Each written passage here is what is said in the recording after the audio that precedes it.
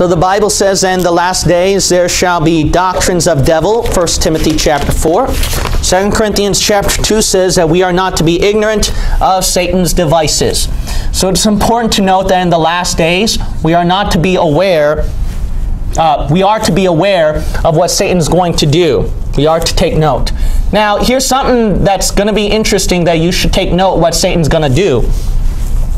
People don't know about this, but you got to realize this, is that Genesis chapter 6 verse 4, if this is the first time you're hearing this one, sons of God, fallen angels, you got to realize this, is that they intermingled with humans back at Genesis. But what's going to be interesting is that they can be walking among us today, actually. Really, Pastor? You're saying that the offspring of the sons of God are among us today? Yes, it's very possible. Look at Genesis chapter 6, and we will read verse 4. Let's start off from there. Let's start off the history. So let's start off from the beginning where it all starts. Genesis chapter 6 verse 4, notice that the sons of God intermingled with the humans. The Bible says, there were giants in the earth in those days. Okay, so notice these abnormal beings that come out. How? And also after that, when the sons of God came in unto the daughters of men, and they bare children to them, the same became mighty men which were of old, men of renown. So notice right here, and also after that, when the sons of God came in unto the daughters of men. So meaning, after the sons of God came into the daughters of men, what happened? What happened is they bear children to them. So when the sons of God bore children, it's what? The same, referring to those giants, verse 4, became mighty men which were of old, men of renown. So these sons of God, you'll notice that when they intermingled with the humans, they produced all kinds of offsprings. And one of the offsprings is what? Giants. Now, with giants, you just trace back what's going on. What did God do? He drowned them all out, right? So he drowned them all out with Noah's flood. Is that the end of them? Look at Numbers chapter 13. Numbers chapter 13. We're going to look at verse 33, Numbers chapter 13. And we're going to read verse 33.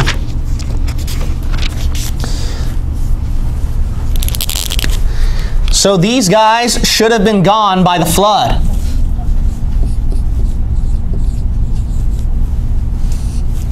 But what happened was this, is that after the flood, they continued.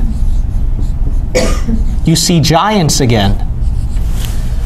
Look at Numbers chapter 13. We will read verse 33. What did the Bible say? And there we saw the giants, the sons of Anak. Now look at these giants. And we were in our own sight as grasshoppers, and so we were in their sight. See, these giants are not like what some people would try to deny. Oh, there's no such thing as the Nephilim or giants during those days. That's just crazy stuff. And no, look at that. That verse says these giants were what? These were far bigger than humans. Humans look like what? Grasshoppers. Bugs. So you got to realize, okay, this ain't normal right here. Okay, this ain't normal. And how you would know that is the law of first mention in the Bible, where it told you it wasn't normal anyways. When the sons of God intermingled with the human, it wasn't a normal thing. So these giants, it's not something normal. So let's keep reading. Look at Deuteronomy chapter 2. Deuteronomy chapter 2. You might say, well, what happened, Pastor? How did these giants continue their offspring? So the Bible never mentioned how, but we can guess two possible theories. So one, sons of God started again. So the sons of God intermingled again. And that's very, very believable. You might say, why is that believable, Pastor? Because the reason why is that I'm not going to teach it at this video, but if you look at Daniel chapter 2 And Revelation chapter 12, those sons of God come down and reside and live with the humans again, and they even intermingle with them again. So if the sons of God did that back at Genesis and all the way at the tribulation, why not in between?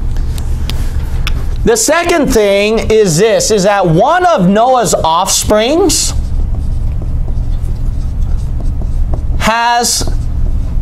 contains the gene or carries it from the sons of God. But I'm not sure if that's true. One of Noah's offspring was contaminated by the Son of God. What's interesting is that if you look at these giants, their generations, they particularly come from the generation of Ham.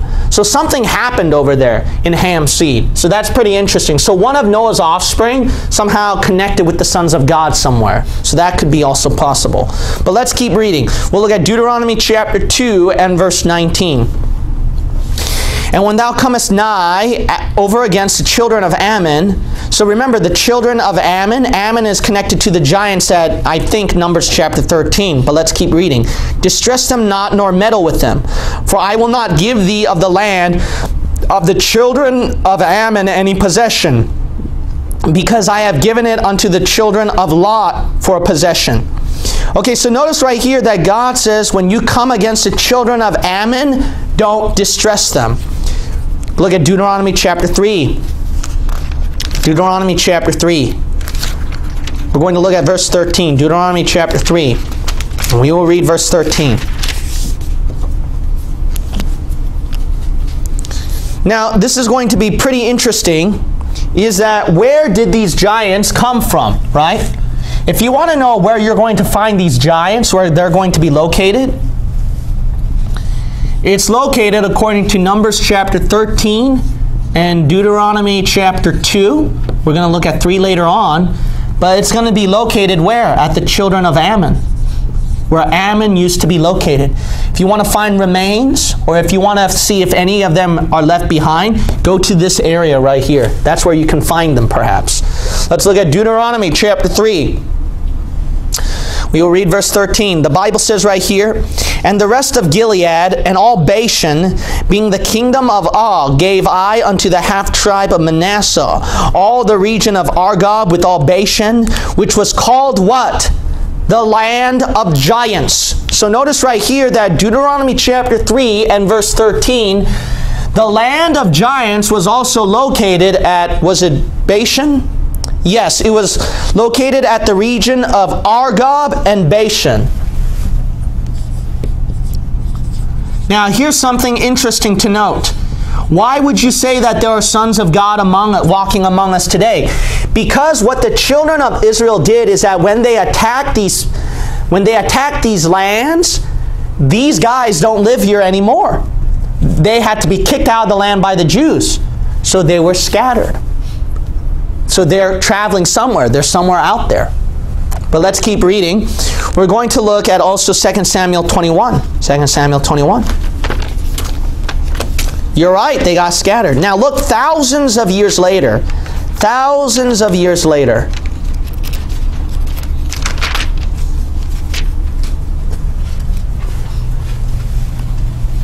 So think about this, church, is that between Genesis 6 all the way to 2 Samuel, and even between 2 Samuel to the time of Moses and Joshua, you know what the gap is? The gap is centuries to thousands of years. So if the gap is that long between centuries to thousands of years, and the giants still existed, why not even today, after thousands and centuries have passed? But look at 2 Samuel chapter 21. The Bible continues. 2 Samuel 21, we will look at verse 20. The Bible says, and there was yet a battle in Gath. So it's a different location, where was a man of great stature that had on every hand, look at this, 6 fingers and every foot, 6 toes, 24 in number. And he also was born to who? The giant. So notice that even after a long span of time, these giants continue to exist, showing that giants living among humans, despite of the centuries that have passed. But look at Hebrews now. Hebrews chapter 13. Hebrews chapter 13. Now we come to the New Testament. Hebrews chapter 13. You know what the Bible says? The Bible says sons of God, it's possible they can still be here during the church age. Ain't that something? These guys continued. They were there in all the dispensations. Look at Hebrews chapter 13. You'll read verse 2. What did the Bible say about angels, sons of God? Hebrews 13 verse 2. Be not forgetful to entertain strangers. So Hebrews is saying, don't forget to entertain strangers. Why? Because those strangers could be who? For thereby some have entertained what? Angels unawares. Look at that. If Paul is the author of Hebrews, he's telling these Christians, be good, be hospitable to the strangers. Why? That's why Christians, we got to learn, that's why Christians are known to show love toward people. We're supposed to show kindness, love to strangers. Why? Be careful, because you don't know if one of those strangers could be one of the angels.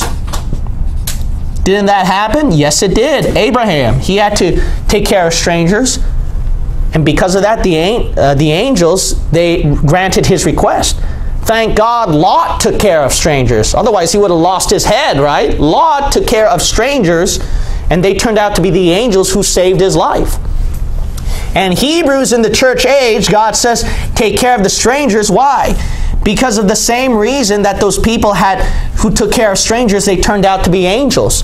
Think about this. If it's very possible that good angels can be down here in this world today, why not even the bad angels? I mean, so far in all the time periods, after centuries, they were there. And guess what? They're going to be there at the future, according to Revelation chapter 12 and Daniel chapter 2. But look at Acts 15. Acts 15. Here's something to think about. Why is it that these devils, they want to intermingle? When they come into the world, they have a thing about intermingling. They have a thing going on with intermingling. You got to realize this, that one of the signs of Satan, one of the signs of the devil, is this perverseness of intermingling. Now, intermingling should be something that's ordained of God, and that should be good, but it can be twisted and turned into something wicked. And then the devils, they have some sort of infatuation with this stuff. We're going to look at this. Look at Acts chapter 15, verse 20. The Bible says, but that we write unto them that they abstain. Now, this is interesting right here. God's command to the church. Why is God commanding this to the church here? Think about this. There is some sin that God ordained for the church to be aware of. There is some sin that God told them to avoid. It's this particular sin. Acts chapter 15, verse 20. But that we write unto them, the church, that they abstain from pollutions of who? Idols, and from fornication, and from things strangled, and from blood. Look at that. They connected fornication with what? There's fornication and idolatry with that. You got to realize, what are these idols based off of? Why did they create those idols? What were they based off of? These beings right here. I mean, you see them all over India especially, right? A bunch of devils, demonic spirits. They put this together in the same line right here. Interesting. And God told the Christian church to avoid this because there's something strange that connects these two. Let's keep finding out right here. Let's look at Revelation 2, verse 20. Revelation chapter 2 and verse 20. Why is there fornication connected with this idolatry? Why is there this perverseness going on? Because devils, fallen angels, sons of God, they have this sort of infatuation with this intermingling thing. We're going to look at Revelation chapter 2 and verse 20. Notwithstanding, I have a few things against thee, because thou sufferest that woman Jezebel, which calleth herself a prophetess, to teach and to seduce my servants To what? What is this particular paganism doing? To commit fornication and to eat things sacrificed to idols. Again, you see those two particular things in the same line again in Revelation chapter 2 and verse 20. Now look at 1 Corinthians chapter 10. 1 Corinthians chapter 10. We're going to look at 1 Corinthians chapter 10.